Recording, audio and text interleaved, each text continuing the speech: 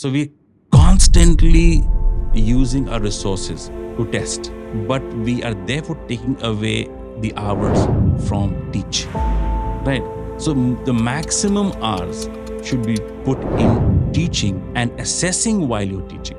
Okay. Right? So don't park away 10 days every quarter or 10 days every half yearly or final to do an examination, change the setting of the examination hall. Because you see, the question is, schools don't realize it. In half yearly and final examination, many schools change the seating plan. Okay. And they mix in and jumble up classrooms to sit and prepare. We don't realize what we're doing there. We are basically telling them that we do not trust you because you will cheat. So it's a trust issue.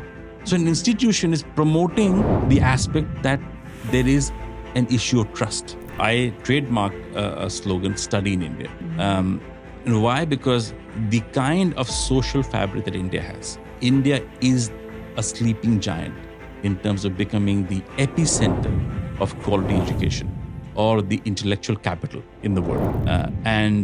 You don't really, you can't say, oh, we don't have the Harvard of the Oxford. That's not the way it is.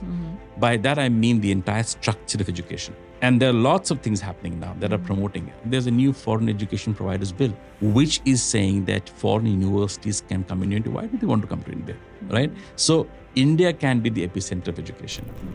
So I think the message that I would give them is, use your resources now and beyond as you acquire resources at various levels of life to propel the SDGs and find your passion, find your career from between one of those 17, and you will find something that do. And just be agents of change constantly. We know of a student leader in one of the universities in England that is passionately always continuously working towards it.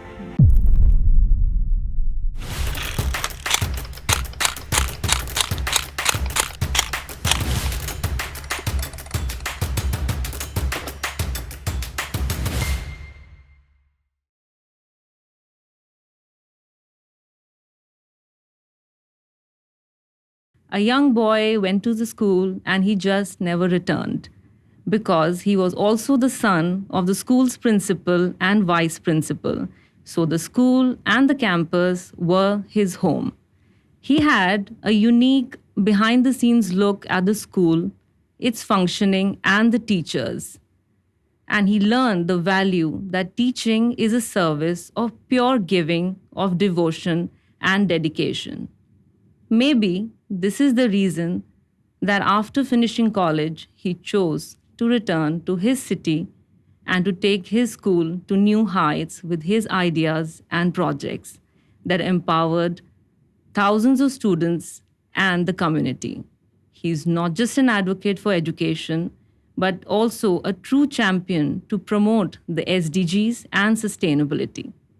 This is the story of our guest today, Mr. Amreesh Chandra, who is the founder and director of House of MOSAIC. He is also my boss, so probably I should be a bit nervous, but I am more than excited to kick off this conversation with him. Mr. Chandra, welcome to the show, and how are you? Thank you. Very well. I hope you liked the introduction on you that I've given. Yes, it kind of took me down to the corridors of my school. And I just thinking that indeed, I never left school. I always was in school. I am still in school. And it's like a backyard of life. Yes. You have an extensive body of work in education, working with high schools and in higher education, both in India and globally. So, why sustainability? How and when did this happen? I think that it wasn't really sustainability, but I think what caught my eye, sustainability is something that we've always known, we've studied in different ways. You've related to it grammatically as a word in English that you do something to sustain, to give it life. But it changed for me, I think, in about 2016, 17, when that was redefined by the United Nations. And in all that we do in our walks of life, they were really divided into 17 components of our life.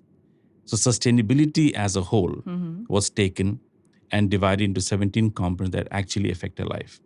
और वो जो परिभाषा sustainability का है, I think वो मेरे मन को बहुत छुई.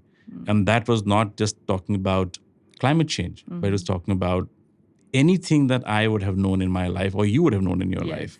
And I think, therefore, the understanding and the passionate attachment that I had was with how sustainability was defined into 17 components and the 17 Sustainable Development Goals by the United Nations. And I think that kind of started appealing to me, and in a lot of ways. And what I meant to ask you, and I'm going to ask you to elaborate more on this, is you leading schools in Gorakhpur, and you're so much involved in education and also bringing working with higher education sector, the universities and colleges. So I'm looking at your day, which is so busy taking education forward, and then also seeing you that you're passionately devoting a lot of your time on sustainability. So why is it so close to your heart? So I think, again, because I'll touch base what I was saying earlier. It just seemed to connect with my day-to-day life. I think as a person, in me, if there's something that touches my heart, that's where I kind of want to grow. And when I saw that all that I was doing in education, whether it was gender equality, whether it was the family tradition of promoting good quality education, whether it was partnerships, our institutions, our families have grown because we came into a city of Gorakhpur. And had the city not, given that cooperation to my parents, be it a truck of bricks, or be it a truck of bamboos, or it be 100 library books, or it be a computer in those times, or a typewriter for that matter, I don't think ye kahani wahan tak aayi hoti. So there are so many of these things, that has happened. That basically led me to follow this path of giving time from within my heart and using the resources that I had. And the resources always, were increasing in different ways, in terms of people, in terms of enterprise, in terms of organization. And I think that's why sustainability became the subject, or I became a person, a campaigner for sustainability. Yes, because understanding sustainability, for one, is a different thing, and taking it to the community is altogether a different game. But I'm going to touch upon that question a little later. You mentioned about the United Nations, and from where you picked up the learning of the SDGs, the knowledge of the SDGs. The United Nations has a target to achieve the Sustainable Development Goals, the SDGs, by 2030. In your own way, how you want to contribute to this achievement of the 2030 target? If the world has to achieve the SDG goals, India is plays a very important part as a country to play. And if India has to contribute, the largest state within India is UP, Uttar Pradesh, where I belong to. And therefore, that has to be a very, very important component. Now, if I look at how can you or me, as individuals, lend it to that achievement of becoming SDG compliant, it's a very different perspective to go ahead and do that. But what I felt was that while we knew, or it was defined for us, what these SDGs are and how could we become SDG compliant and therefore fulfill the mission of the United Nations, I kind of, while being in that zone, felt, let me give you something. Let me take you a little bit away from this. I spent a lot of time in England. And when you wait for your subways to come, unlike what you hear here, there are no train names. They're train timings, right? One thing which is very loudly announced across all stations is mind the gap. There is just a gap between when you board the train. And it's written there, it's announced millions of times. And because I was there, it just kind of resonated in my mind the gap. And when I looked at the United Nations and the SDGs and how it was being done and organizations that were doing it, I felt that जो कहानी शुरू हो रही है वो what is SDGs? I mean, how can you do it? How can you be compliant? But before you do that, people also, you and me, society, countries, enterprises, organizations have to also know and be aware SDGs hain kya. And that is where I felt that the effort of society at large, and I mean organizations and everybody else, was bare minimum. So mujhe laga that's the way that I could bring my passion and understanding of the SDGs and begin my journey there. So my contribution, answering to your question, would be and is, and I'm working on that, and will always keep working till you achieve milestones on that, is to create patterns, processes, and systems where individuals, societies, and organizations can use their resources to amplify the awareness of SDGs. आप एक बार aware होंगे, तब compliant होंगे. Without being aware, you cannot be compliant. So that's where my contributions are. And all that enterprise that we run, how can our walls, how can my transport fleet in my institution, schools are known, educational institutions are known for corridors. How can the pillars of my corridors talk about SDGs? That's where I want to ask you the next question, that not everybody is aware of the SDGs, and even if you take the concept of SDGs to the society, people do not understand it. So my question has two parts. पहला आपसे ये है कि SDGs को कैसे simplify करें और कैसे ये community तक जाए, उसमें आपका किस तरह के campaigns रहे हैं या क्या effort है. And दूसरा सवाल है कि sustainability कैसे समझ में आती है लोगों को, क्या ये सबके लिए है या it's only for the rich and the famous?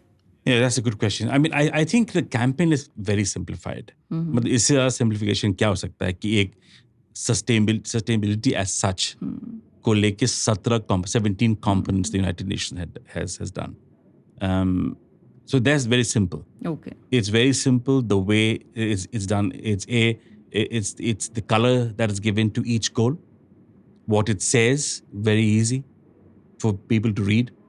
It has numbers 1 to 17, so that's not complicated. So it's beautifully divided into very, a mission and a vision statement for each goal. Very easy to take it forward. Okay. So that is simplified. And that is not anything to do. Now, how do you propel it? How do you bring it the awareness? बहुत छोटी सी बात है. I mean, for example, अगर मैं बात करूं कि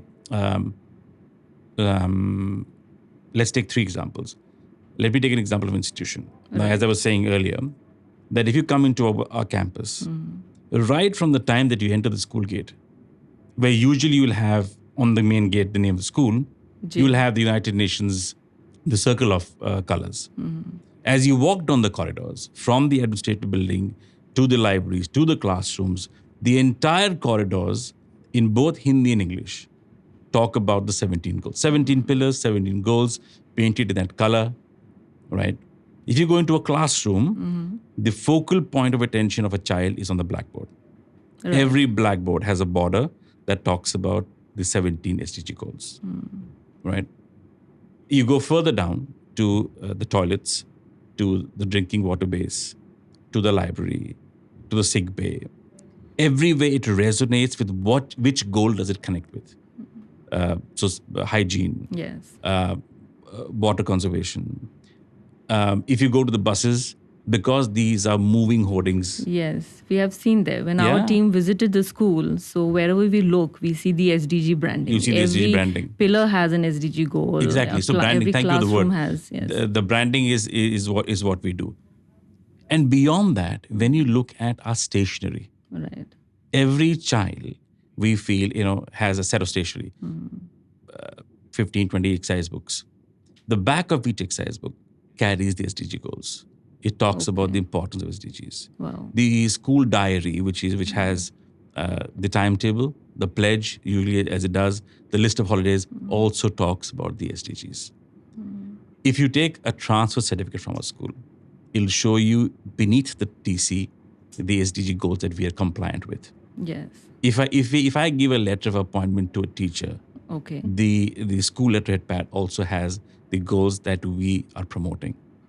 If you come to an annual sports meet, you would have buntings and hoardings across the playfield that are talking about SDGs. So what I'm trying to say is one example is that we are using our entire infrastructure to amplify and resonate with people what these are. And because you see day in, day out, Yes. even if you were to ask my driver or my gardener, ये एक number ये क्या है ये चीज, he'll पूछते at हैं वो। least tell you कि ये 17 गोल सतत लक्ष्य गोल हैं, Wow. right? So कहीं ना कहीं पर आपने वो शुरुआत कर दी. You have sown the seed Yes. of somebody being conscious that there is something like this. And then if I have 2,000 kids in one school, my impact circle is those Okay. students, their parents, their siblings, and the outer periphery of that family, because they are working on the project. Right. So just one school has a minimum impact circle of 10,000 people. Wow. The Right. teachers, students, parents. 10,000 people, 2,000 children, 10,000 is the impact circle that you have. Now, therefore, just the impact, similar, now this is what I could do as an institution. Yes. Now, the city transportation, each transport bus talks about the various schemes that government of India has or a state government has. Each of them connect to something. Beti padhao, beti bachao. Ji. Gender equality. Goal number 4, quality education. So what if I was able to impress upon the state government that says, could you just carry these 2 logos also? Because your scheme also promotes this. Bang. You have a state partnership Yes. now. If you go to a jewelry store, Right. right? The jewelry store has a maximum salesperson as women, right? So let's say there's a brand, right? And that brand now has hoardings in your town. The right hand side corner space, we go there as House of MOSAIC and impress upon them that could you just give this bottom size on the right hand side of your hoarding that says promoting these goals. So imagine a town where each vendor, each sari store, each bakery, each cakery, each cafe, each restaurant is giving one space on their hoarding that says we are promoting this goal. A, you've made them aware, and B, the town is talking about it. Absolutely. This is a fantastic approach. Yeah, so this is how you could Beginning from amplify your it. institution, where students already have a higher readiness, and academically you are bringing the concept of SDGs, and through students और जो activities कर रहे हैं वो जा रहा है parents के पास, घरों तक और society में. So in a way, from SDGs, you have broken it down, simplified, and brought the concept of sustainability to a wider audience. अब second part of the question that आपके हिसाब से इतने साल आपने सस्टेनेबिलिटी पे काम किया है, सस्टेनेबिलिटी बेहतर कौन समझता है और क्या ये सिर्फ rich and famous? I think it began that way. I think it began a journey, I would not say rich and famous, but with the educated people.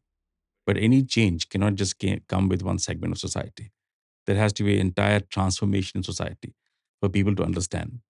So it probably began with the aspect of it being limited to the elitist in the education sector and institution, I mean, not individuals. And it could, and then trail down to campaigners, social cause campaigners. But it has trickled down. It has trickled down. It is gradually trickling down. But my worry is it shouldn't trickle down, it should flow down. Because trickling down pace is too slow. हम सब बात करते हैं. I mean, somebody went to Gulmarg and he said that, अरे, आपकी तो बर्फी नहीं थी गुलमर्ग में. But why? Right? So everybody is thinking on those lines, and therefore it is not limited to an elitist class now. It is affecting, people are aware, but they're not being able to connect with what's happening to the SDG goals. An awareness campaign will bring it both together. And the moment we are able to join, then we have an aware, conscious society and community. So I don't think it will survive with just being elitist as it initially probably was. It is trickling down. It has to flow down. There has to be greater pace in bringing it down to people. I mean, बहुत साल पहले, I mean, as I grew up, rickshaw वालों के पीछे cinema के posters होते थे. ये सिनेमा आ रही है, वो सिनेमा आ रही है, right? Now the question is that rickshaw वाले कम है, we have more of electric rickshaws. But what is this? It is the sustainable transformation of a rickshaw going into an electric rickshaw, right? But we're not promoting ourselves on those rickshaws now. while it is sustainability on wheels. So now even a rickshaw puller who was then making society aware of the cinema in the cinema hall has become a sustainable means of transportation. But the consciousness in the organizational structure is not there to promote कि ये ऐसा हो रहा है. So I'm not sure it happens in India, but I'm not sure of it. But I know of various countries where if you were to buy an EV vehicle, there were certain parkings or congestion charges that you wouldn't to pay. Okay. So I think it's coming down to people from society. Yes. So And there I are think, some incentives of going the sustainable way. Yes. Making So sustainable choices. आम आदमी भी contribute कर सकता है. कर सकता है. आम आदमी को भी contribute करना पड़ेगा. And So it has to be sustainability not being expensive is not the misconception No. anymore. I mean, just the fact that interesting सी बात है. If you go to a halwai, does he give you the jalebis in a plastic or a brown bag? But he doesn't know why he's doing it. ये पता है कि ban है plastic में ये और पता प्लास्टिक है कि नहीं ban यूज plastic करना है. बट सब्जी वाले के पास जाओगे आप तो ब्राउन पेपर नहीं मिलेगा, प्लास्टिक मिलेगा. Because there he knows that जो वो चीज़ बेच रहा है वो सॉगी हो जाएगा, खराब हो जाएगा, प्लास्टिक में ये हो जाएगा, वो हो जाएगा. Right. So but it's for us to go and explain to them. So कहीं ना कहीं पे हर आदमी को is affected, is doing it, but वो रिलेट नहीं कर पा रहा है इस चीज़ को. And that's where agencies have to come into play. So it's no longer a subject for the elitist. Not okay. And what about people only connecting sustainability with environment and nature? This is my biggest issue. And that is why I asked you the It is question. the biggest issue. It Yes. is environmental change is a big issue. But environmental change, the 17 goals have been very beautifully described. And it affects our society. It affects industry. It affects society in terms of gender equality, education, poverty, health. सब लोगों ने, सब बच्चों ने, आपने, हमने, सब ने ये बातें civics में और geography में और economics में पढ़ी हैं. जी. And it has been taken and divided into this. Environmental change is a big issue. Yes. जहाँ जो चीज़ नहीं हो रही थी वहाँ होती हैं. जहाँ बारिश नहीं होती थी वहाँ बारिश हो रही है, बारिश पहले हो रही है. बिल्कुल. जहाँ बर्फ नहीं गिरती थी वहाँ बर्फ गिर रही है. तो this is happening. It's not a battle, what is priority number one. But the issue is that all 17 have to be addressed. Now, there are two ways to look at it. One, I'm an organization as school. I can just say gender equality and goal number 4, quality education, is my fortress, and this is what I'm going to build on. Okay. But I have a structure that I can actually probably focus on those two, but yet contribute to the other 15. 15. Right. So while there are forums affecting climate change, while there are huge conclaves being held on that, I don't see a conclave happening on, and gender equality has been talked about and said about for so often, Yes. for so longer time. But there's another equally important aspect, which is peace. And peace is one of the 17 goals. So how much are we doing on that peace? So बहुत से ऐसी चीज़ें हैं जहाँ पे कि मेरे हिसाब से yes, there's priority based. Sometimes the priority on the 17 goals could be geographically different. Right. If there's a conflict zone, Yes. It would need peace. But if an agency like United Nations has understood, with all the study and all the research and the contribution of the worlds across, of the countries across, that these are 17 segments, then there has to be some meaning to it. Yes. So while I'm saying is, while there are priorities, and there should be priorities, agencies should, governments in particular, should throw there and push on all the 17 goals. And organizations should also. Lovely. कहीं ना कहीं पे we are effective. We, a jewelry store is probably connected to 8 of them. Yes. I am probably connected to 6 of them. So, so I think that the focus is on priority, on climate, agreed, but the others should not be neglected. Yes. I think with the growing awareness, soon everybody would be more aligned to the SDGs, to sustainability, bring sustainability in their homes, in their lifestyles, and loudly and proudly, showcases showcase it, so others can also follow. So this is happening, and we're seeing the change. We're seeing a lot of youth, being environmental activists. Somebody's protesting for fashion and green fashion. So, or for gender equality. So we're seeing this change. The students, the youth is very actively there. And I think soon even our households will also be there. All the Well, yes, constituents of of our course. society. So that's wonderful news. I am going to now ask you, we know that you are the Freeman to the City of London. What is that? Could you just elaborate more on this? So it's, an amazing grace, of the Almighty for me to be given this title. Many years ago, for those that are not aware, London has the London City and the City of London. And while the London City has a mayor, there's a parallel organization. Okay. The City of London has the Lord Mayor, and you had to cross over the London Bridge to go into this royal city, the City of London. So it's a royal city within the London City. And for those people that would go across, or were allowed, people of eminence that were allowed to go across into the City of London, you had to have eminence to go into the royal city and be traders. Okay. These people were known as free traders. But many years ago, decades ago, this was done away with.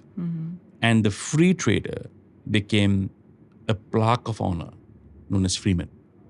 Okay. And these people, again, the eminence was held to it. And these people were then allowed to come in. And they were given these plaques of honor under the Queen of England, under the Lord Mayor, and which was also an honorary citizenship of the City of London. All right. And given a title which had honors and benefits and privileges of you being that. It would be given, initially it was given to people that were heads of state. And then it was given to people in specific areas of work that they had contributed to. So what got So for you me, this it was education. honor? It was education. It was during those times, I was extensively working with institutions in England, and there was a lot of charity-based work back home because I was helping my family, my parents, in growing the educational network, in contributing to society. Okay. And education is a charitable cause in India. So they had come down here, and they'd seen the work that we did here. I was already working in England with lots of universities and organizations. So I think all that put together, I was nominated, and then How special is this honor? It is very special. The other people that have been given these are Pandit Nehru was the first as head of state. Wow. He was given that. Ratan Tata ji was given, I think, 3-4 years ago. And I think last month it was Ms. Shabana Azmi who was given. Yes. So that's so blessed to be given this title and in that cluster of people. So when you received that, was there a voice in your heart that yes, education was the right journey to choose, right career to pick on? Because you started your education journey by being an economics teacher. I always thought I enjoyed teaching economics, but I always thought that school life begins at about 7:30ish and it finishes at about 2 in the afternoon or 1:30 in the afternoon. I'm sorry, but because in my introduction, like how I introduced you, I mean, for every other average school-going child, the routine is just at 7:30 to 1 p.m. And when the school bells ring and you're out of the campus, and that's the end of the school day. But for you, you have seen decades of school, the campus, the school life. So was it not tempting for you to just leave it forever and maybe take to another profession? Well, I think I did for a little while. I think I wouldn't say there was a rebel in me, but there was always that I could.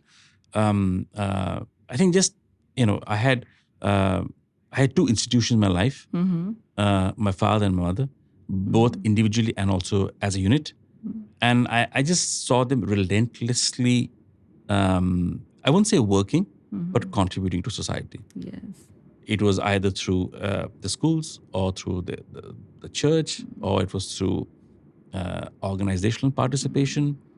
So for me to go at 7:30, as was expected of me initially, Yes. to be fair, and finish off school and be in school and teach, and kind of the headmaster's cape to wear, was never the thing that I wanted to do. Okay. Because for me, even now, it's difficult not to work, not to think rather. Okay. So for me to just shut things off and to have an afternoon nap and then play tennis or play golf or whatever it was not really doing, I think, what I would say was a heavenly favor on me and the family. I thought that I had to go out to society, and impact people in whichever way we could. Sometimes just having a conversation with somebody, Yes. is also, and you feel good about it. Yes. So while I was an economics teacher and I enjoyed it, I knew that was not my calling. I still struggle in a lot of ways. So you wanted to contribute, but to education, Yes. but from beyond the classrooms. Yes. So I don't think I wanted to be in front of the blackboard. I think I wanted to be behind the blackboard. I don't think I wanted to teach as much as infuse in the teaching and the taught community and the parent community of what better they could do as individuals. Because the school that I come from, Yes. Again, not because it's set up by my parents, was not how much I scored, is how much I impacted. And that, I think, is the core of me not just wanting to be there. At some point of time, because Yes. of the family schools, one would have to be a headmaster, so to say. But I'll avoid it as long as I can avoid it. But you found the student, the child in you somewhere there forever? Yes, I think Do you I did. revisit that child? और उस child को मैं खोना नहीं चाहता हूँ. Many times it is difficult for you to. Okay. There are lots of pictures of you. When we ask the team, and also when we have visited, we always find you with the students more than with the administration and the teachers. So of course you are doing the part there as well, but you are on the field, you are at the basketball court, you are in the classrooms, you connect better with the students, and that's why I asked you the question. I think one thing I like to say is that एक चीज पे change I really want to bring. Discipline is one thing. Okay.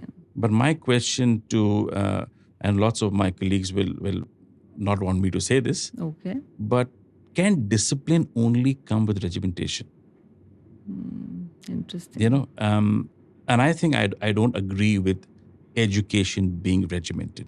Okay. And one quick thing to that is, why has international board assessments, the IBs and the IGCSEs, become more prevalent? Why are they catching up? Because they don't come from a regimented mode. Yes. They come from a free flow.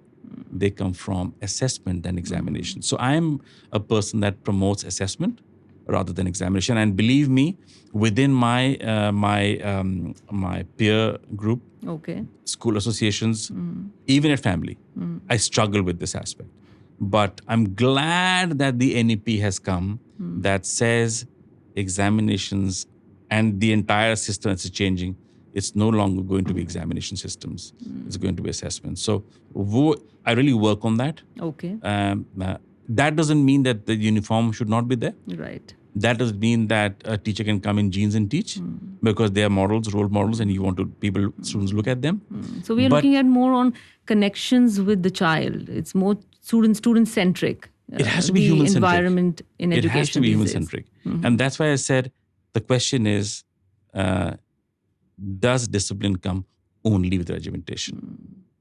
Right? How much do we regiment our children? There's always a margin we give to kids at home. Yet we want them to sleep at 10. Yes. Yet we want them to eat at 8:30. Yet we want them to get up early in the morning.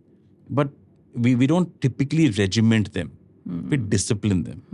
So wo farak hai. But I'm sure we'll get there. Your journey in education, both I would say personally as well as professionally, has been really fantastic and so amazing and so long. Have you ever thought of capturing all of this in a book? I think you know this better. That I have I have always wanted to do this because of one aspect. As I'm not really a big reader, I am very selective with reading. Okay. And now over the last few years, I think I'm just so occupied with reading my favorite book, which is the Bible, that I can't get to read anything else because you can't find all answers to your problems there. But why I wanted to write a book and why I made that effort, half done, is I wanted to share my journey as a student, and I understood that the if I might use the word, the philosophers or the gurus of life, the motivational gurus, Yes. all these books that are good for society, they do help, are all for students or young people beyond the school. I'm yet to find Okay.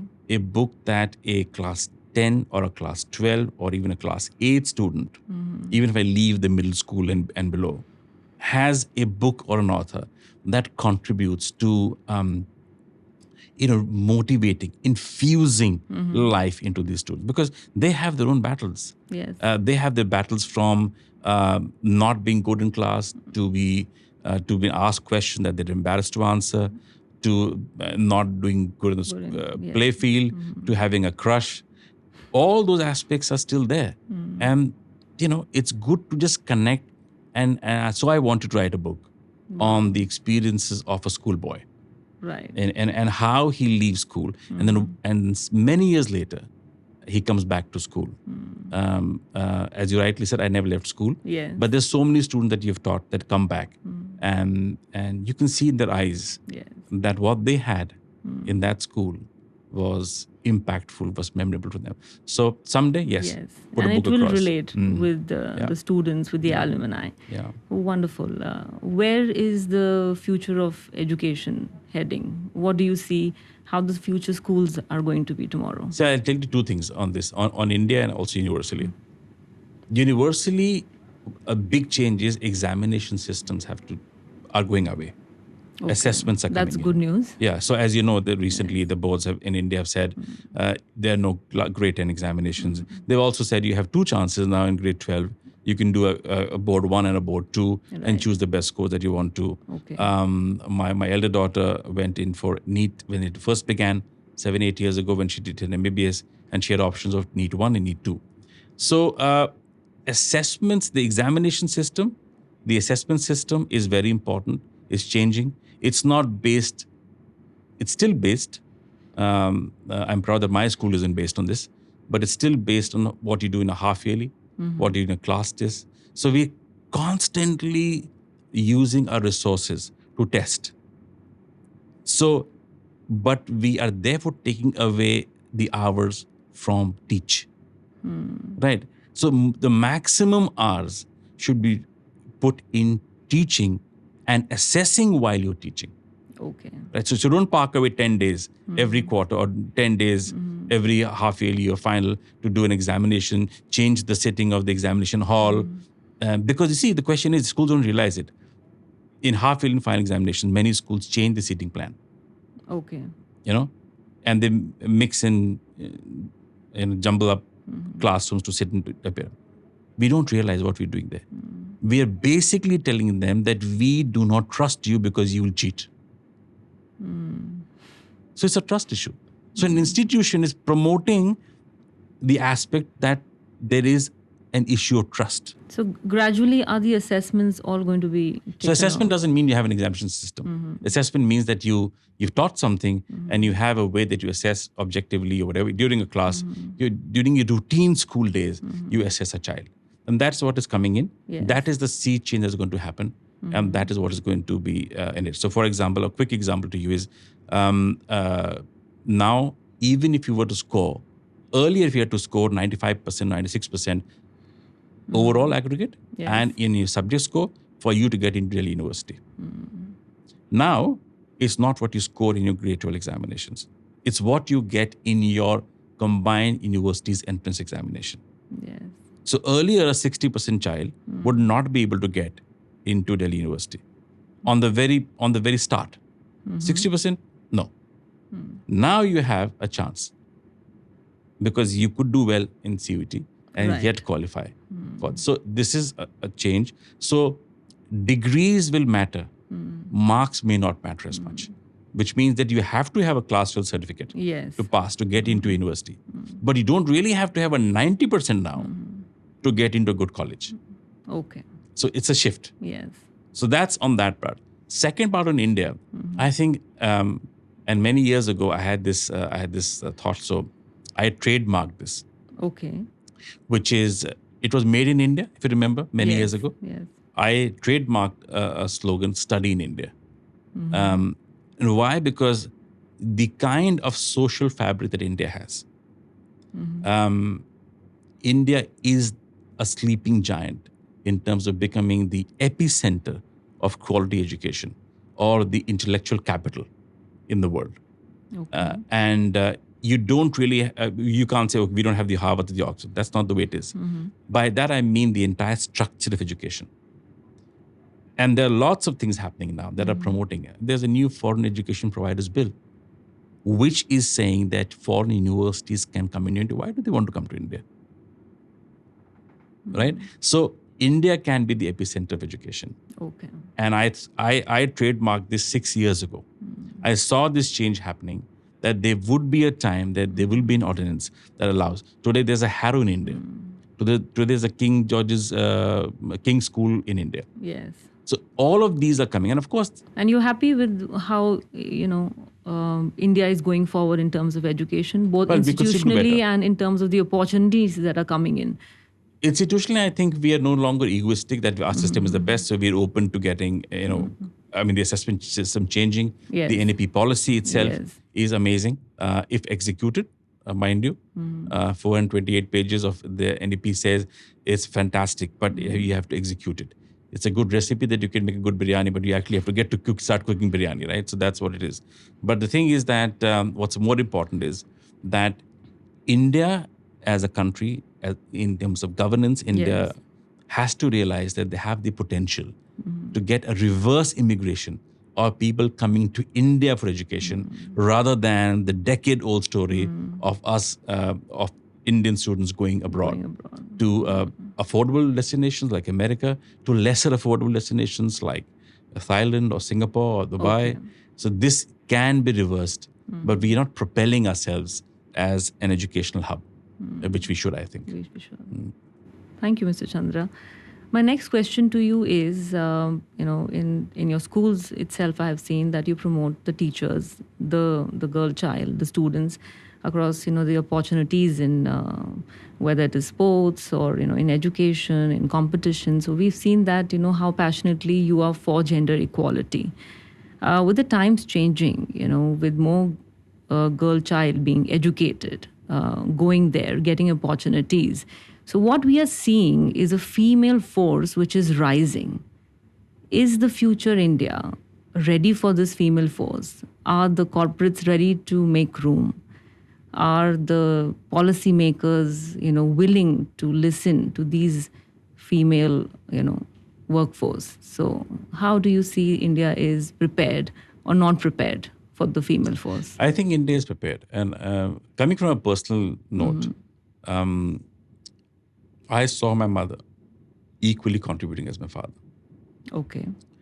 I don't think and I'm saying this for two reasons. I don't think I came from a place of really being conscious of gender equality because there was always gender equality In your home. in my house, and because I was into an educational institution where as you would know, there are some professions where the female population is more. Teaching is one of them. Yes. Nursing is another one. The second. So yes. on the second note, I saw more, females in the institution that that the family was doing. So that was point number 2. Okay. Point number 3, I have 2 daughters. So I was always aware of how society would be to them. and there was a consciousness, on them. I think India is ready for the time where probably is not just the brother being the stronger gender tying a rakhi, it could also be the other way around. And I don't think that we are far away from there. In the workspace, when I move away from what's happening, I've always had interactions with people that have been in prominent places, Right. that have been of female gender. Yes. Whether it be in England, quite a few chancellors of the university that I worked with and vice chancellors were females. When I went to world organizations, be it the UN, the United Nations, be it the Commonwealth, again, I found leading ladies sitting in those positions. I also had the opportunity to be the advisor to the government of Rajasthan that had a lady chief minister. So lots of these aspects, even in a workspace that we have, I see a lot of prominence coming in organizations that my friends run. I mean, you for that matter, being there, and now the new biker in you, for example. So all these things, and you'll always feel that we're always promoting this aspect for this to happen. Unfortunately, the gender switch that has to happen is in sustainability. Most of this, and you and I had this conversation when we were doing in the House of MOSAIC, is led by females. Yes. Is it because they're more conscious, or is it because the men are lazy? But that switch is not a question of gender equality; it's a gender switch that has to happen. That I think that we need to, have more. When you say the gender switch has to happen, I want to understand this better. Are you saying that the men are wanting more or allowing? I'm using the word allowing here. The female counterparts to come forward and lead the projects and lead the initiatives, and men want to take up, maybe because it's not easy. We were talking about India, which has come from decades of the male gender being dominant. So whether it is in household or in corporates, in research centers or in the financial sector, you see, and we are talking about a very small percentage of women in leadership and strong leadership. So I feel, being a woman myself, that the switch that you are talking about is also in the attitude and the mindset of the male workforce. Exactly. Yes. That's what I'm saying. That it's not. That's why I said I use the word lazy. Why is it? And I think it's connected to a household thing. Yes. That this is their responsibility. I mean, I deal with this on a day-to-day basis. A parent-teacher meeting happens. There is a change I see with the young parents, that the mother and the father would come along. Otherwise, it's just as if it's the mother's responsibility. And you ask where the father is, or he's at the store, or he's on business. So we want more fathers to attend the PTMs, and mothers leading projects in the corporates. I have stopped signing forms of admissions if the form doesn't have the father and mother, both of them. But what's important by the switch I meant is that the male has to take, the male members of society have to take their role as contributors and agents of change in sustainability as importantly as females do. Why is it becoming a subject that we have more conscious female sustainable agents and change makers than male? Why is it this? So, I remember this conversation so well that menstruation was such a taboo to talk about, right? And a very good friend of mine who one is so has seen grow and we were working on his foundation. It's known as the Nine Foundation. Yes. They have this anti-napkins by the name of Nine. And that's the time that movie had come out. And and we were promoting, and he approached me. And he said that, and we were working together on the foundation, trying to give a male voice to something that was a taboo. Absolutely. And therefore, there were so many doors that were shut, but there were so many doors that were also open. So that was a switch. Yes. The same switch has to happen in sustainability. ये सिर्फ आपकी जिम्मेदारी नहीं है, because you're a house, homemaker, so you know कि ये चीज़ ऐसी होनी वैसी होनी है. There are shifts happening. If you remember earlier, if you went up to an office, the stairs were littered. Every corner of the stair had some kind of, it was like a general open dustbin. Then came in dustbins. Now wherever you go, there is a classification of the bin. Absolutely. So there is some consciousness happening. So and you're conscious there, but not at the house. So the switch I meant was that they have to take onus. Wider they have role. to contribute. Yes. They have to have a wider role as far as sustainability is concerned. Wonderful. I'm going to ask you a question again in education. How are you connecting with the youth and what power they hold, and especially at university and college level, in propelling sustainability? Again, as I was talking initially, that any institution, let's talk about the student community at large, right? When I say that I have, as an institution, I have a resource of abundance that I can use to propel and amplify sustainability, or the SDG goals rather, then I'm not just saying that, as I said earlier, is the infrastructure of it. But I'm also saying is that the impact circle is only effective when my students themselves carry something back home, right? And therefore, they are the agents. They are the agents that are going to transform from a sleeping society on the subject of sustainable development goals to an active society working towards sustainable development goals. So we started a small initiative in us, and it had known as F.E.W. But the most important aspect of that was that we were trying to tell them, when you leave the classroom, switch the lights and the fans off. What is F.E.W? What does it stand for? So it's the SDG campaign that the students are driving in school. Yes, because we covered a story on that. Yes. So I think there is individual goals that the school campaign is So you could choose promoting. 3. So we chose 3. So but F is for food, and E for food, energy, and W is and for water. Right. So the energy part was switching of the light. So what we did, water, of course, they were aware of all.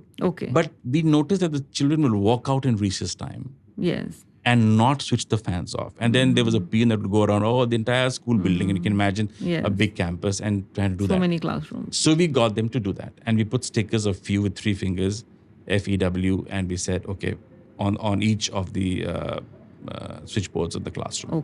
But they carried that back home. And then we spoke to parents and parent-teacher meetings, and there was a change that was happening, even in our own admin staff. So these students are big agents of change, but we do not use them. And the higher the student age, the more impact they can have. So, for example, a school child can do as much. Now, let's come to university. I've been to, in my field of work, area of work, I've been to lots of universities across the world, right from Eastern Europe to America to Central America to England. I'm yet to see a university that is actually teaching modules on sustainability, actually amplifying the SDG goals through the campus, through the transport fleet, through auditoriums, through whatever they have, and negligible use of the student community.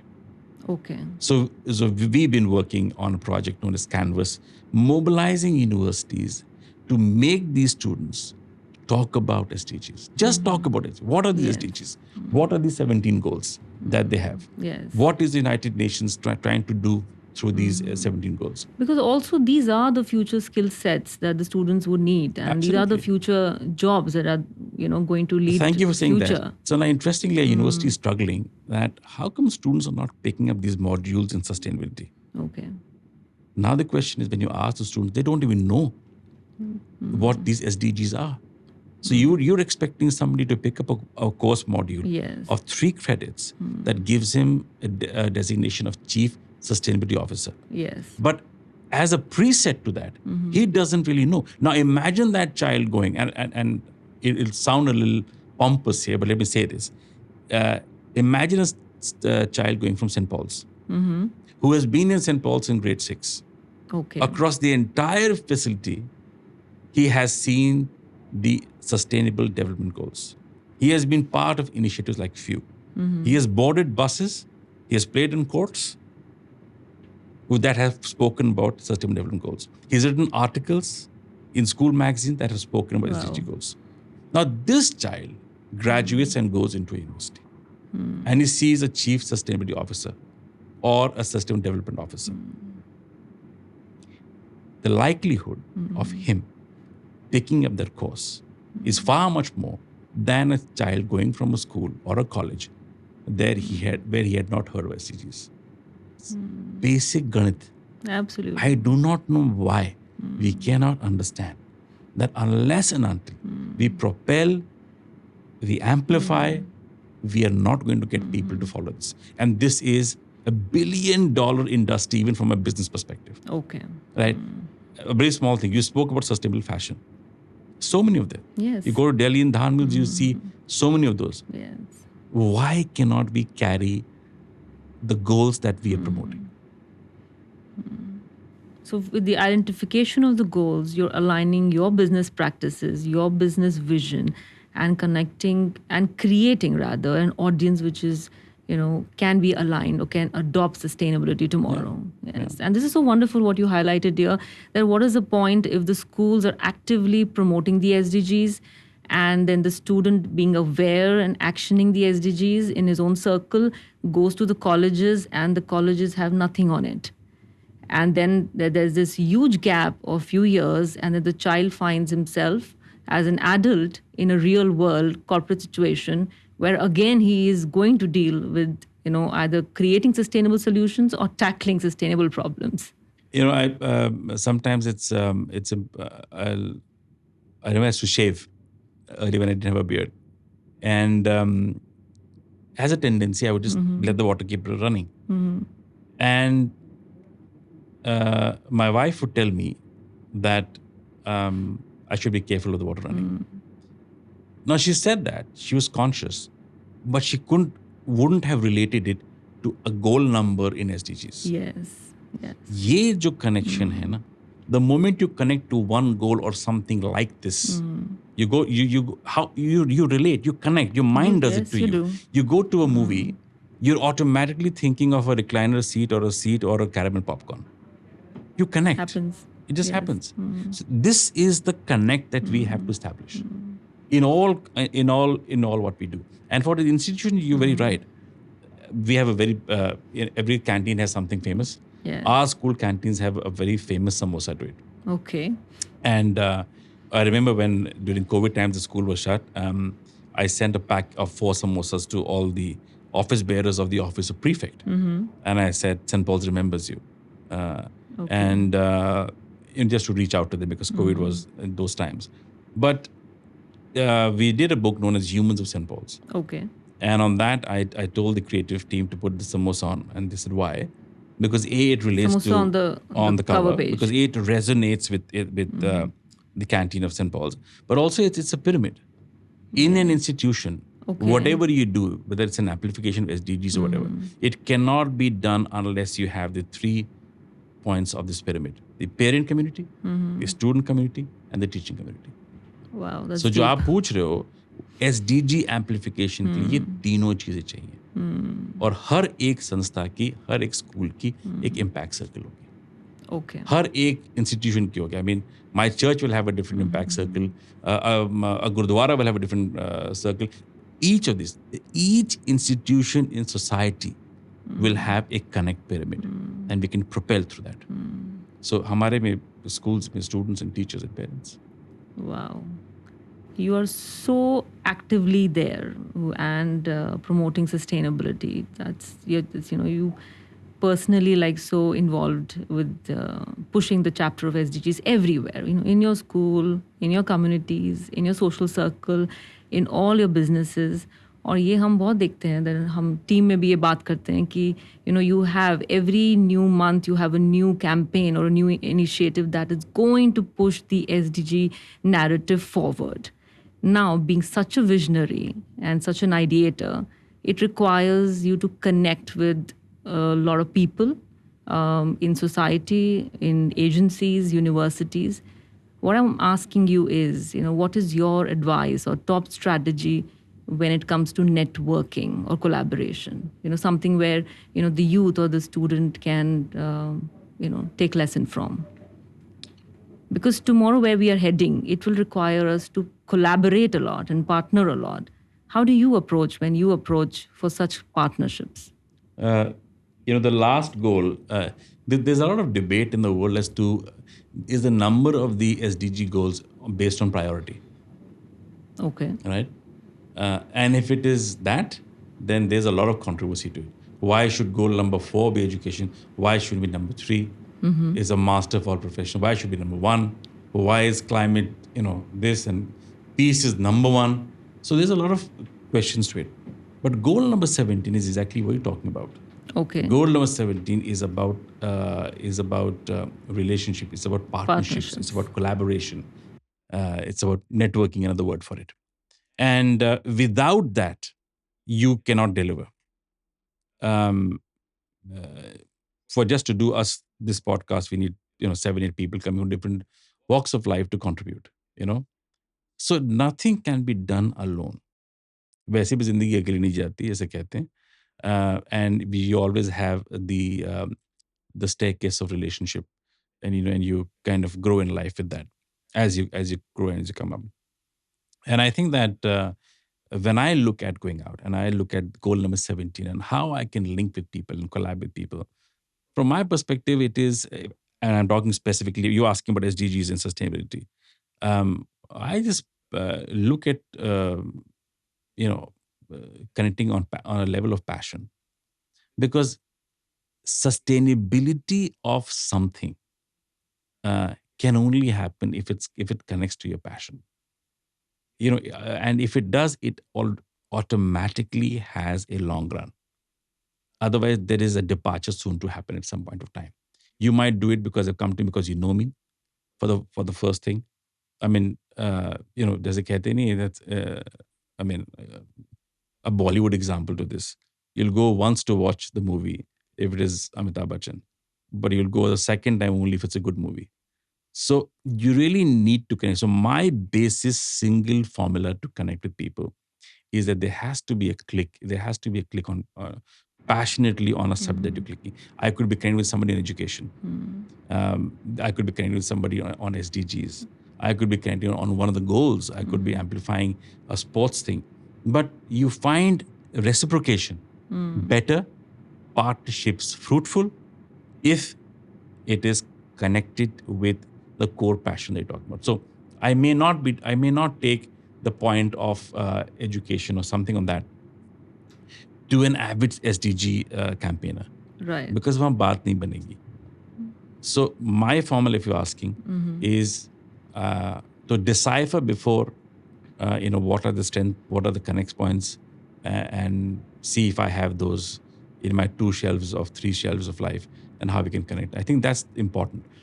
Agenda based जो होता है, again it'll come back to my core belief, is regimentation. Yes. वो I don't think really works.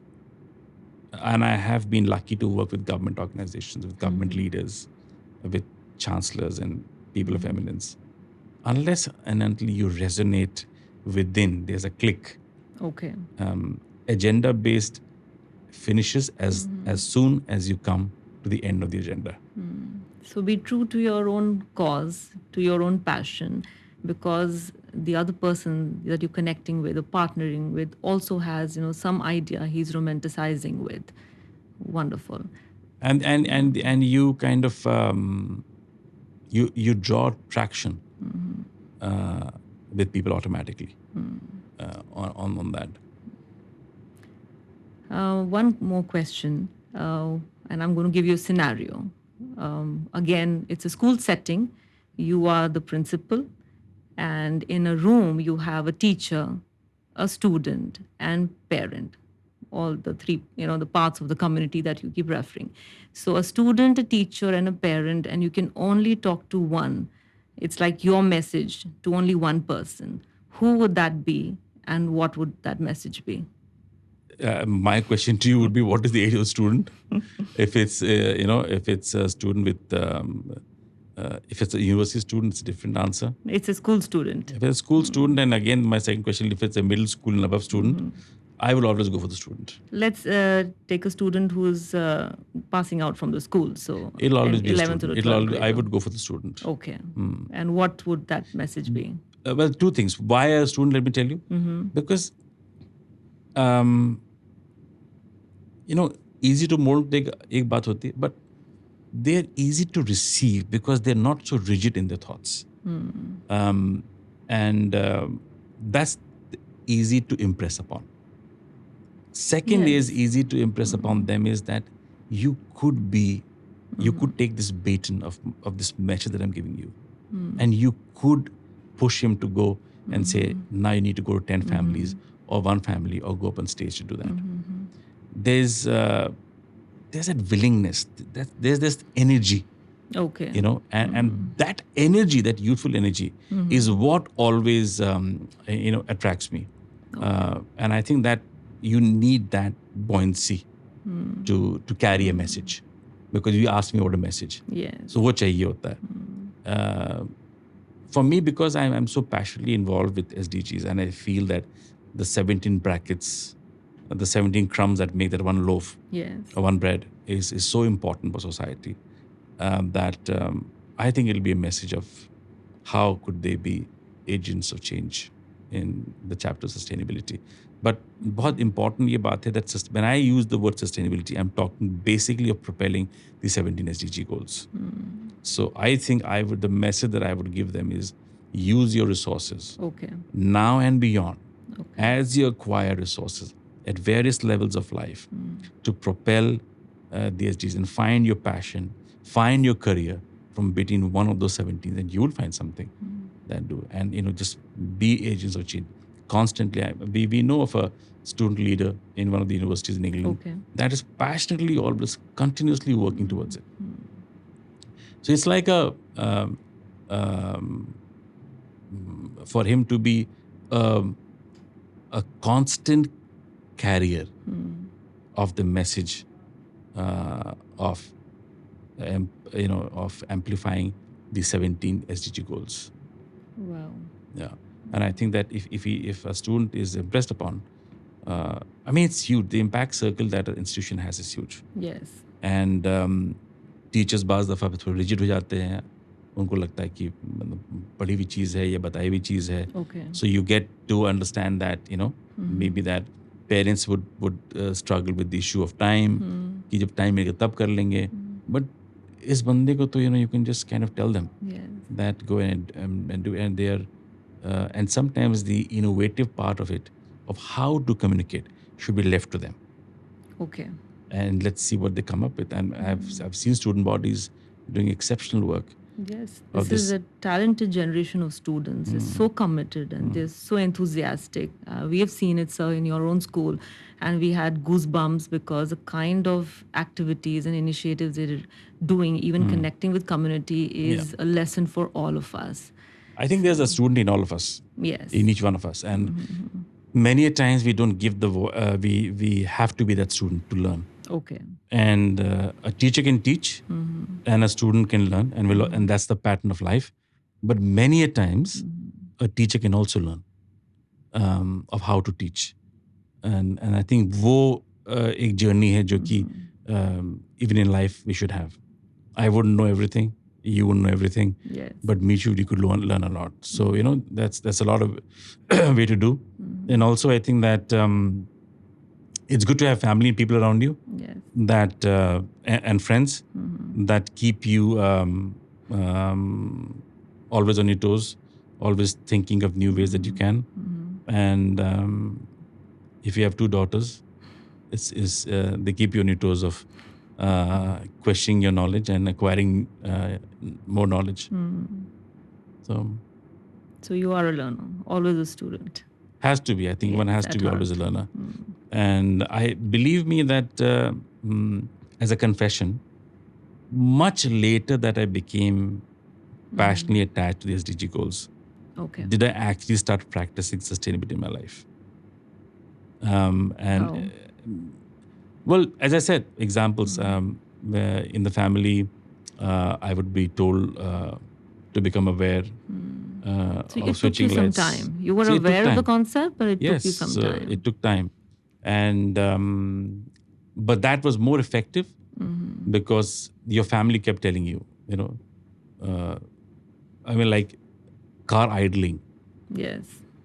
We haven't realized this, but from the times of Maruti 800 to now, most cars now have auto cuts, and we don't realize it. Why? Because idling is not, is not to be done. So the family's always been pushing these things. Many of my friends have been pushing things. They've both Indian and abroad. They've been more conscious of it. But I guess when I started understanding the impact, that I became more conscious. Truly sustainable in your life. Yeah. Wonderful. So thank you very much. It was a wonderful talking to you. Congratulations on all that you do, with the student body in your school and even in the society. It is a big learning for all of us to take. And we look forward to your unfinished book. There are many chapters that we're looking forward to, and there are some new chapters that are going to be added to your book. Yes. So all the best for that. And thank you. It was an honor to talk to you. Thank you very much. And for a sustainable tomorrow. Absolutely.